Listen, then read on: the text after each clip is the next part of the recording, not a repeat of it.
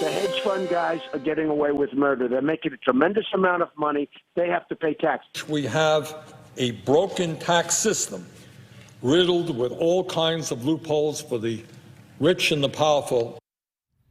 There are very few things Bernie Sanders and Donald Trump agree on. Eliminating the carried interest deduction for private equity billionaires is one of those few things, yet the deduction lives on. As one reporter called it, it is the cockroach of special interest tax loopholes. But the White House put out this photo of President Biden on vacation. Never mind, he's on vacation in a suit, tie, and pocket square, but he's on vacation. He's watching the House vote on his Inflation Reduction Act. He'll sign it tomorrow. And there's a big celebration planned for the White House come September. But in the Hamptons and Saint-Tropez, the ultra-rich are celebrating now, right now, with lots and lots of champagne on their yachts. The original bill called for $14 billion in revenue from the richest of Wall Street hedge fund managers and private equity executives. But their multi-billion-dollar tax break lived, thanks to Arizona Senator Kyrsten Sinema. The Democrat threatened to kill Mr. Biden's progressive wish list unless the deduction stayed.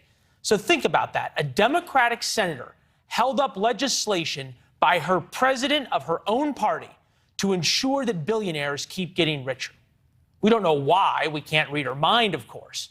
But in the last year, the Associated Press reports she raised nearly $1 million in cash from private equity firms and hedge fund managers.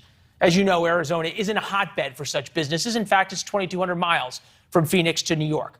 So it's hard to understand why Wall Street would give her so much money until you realize just how much Wall Street saved because of her vote. $14 billion over 10 years of taxes that would be personally paid by the top 1% of the 1%. But because of the senator from Arizona, they can spend it partying in Saint-Tropez. Crystal Knight's here, former political director for Priorities USA, largest Democratic super PAC in Washington, and with us now. Crystal, are we right to single out Sinema? Yeah, you're absolutely right. She is a sellout for the rich. She's a sellout for those who want to continue to, hoard more of their wealth. And the Democratic Party has to figure out how can they rein her in so that one piece of key legislation does not get derailed because of her. Well, it didn't get derailed. In fact, it's going through, right? That's why we're having the celebration by President Biden. The Democratic Party caved to her, not the other way around. Well, yeah, I mean, when I say derailed, I mean, they had it in there so that, folks who were making money off of these capital gains get taxed. She asked for it to be removed. And so when I'm saying it's derailed, she was able to literally coerce the party to take this out of the legislation so that the folks who are making these, this extra money in Wall Street, they're able to continue spending and hoarding the money. I guess my question is that where is the backbone of Democratic politicians? I'm even thinking Bernie Sanders, who we have a picture of him. He was kind of worn out after one of the votes in the Senate floor. But I'm wondering, where's the backbone of saying, look, no, we're not passing anything if the billionaires get to keep their tax loopholes and calling Sinema to account? The entire Democratic Party and the White House caved in a couple of minutes or a day with her.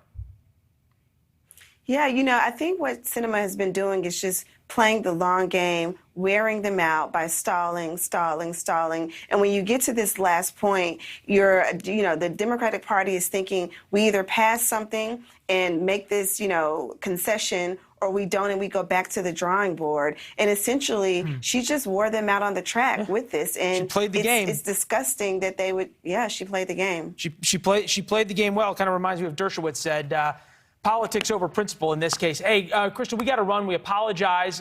Next time we'll have you back for a little longer conversation. Sure. Thanks for having me. Thank you.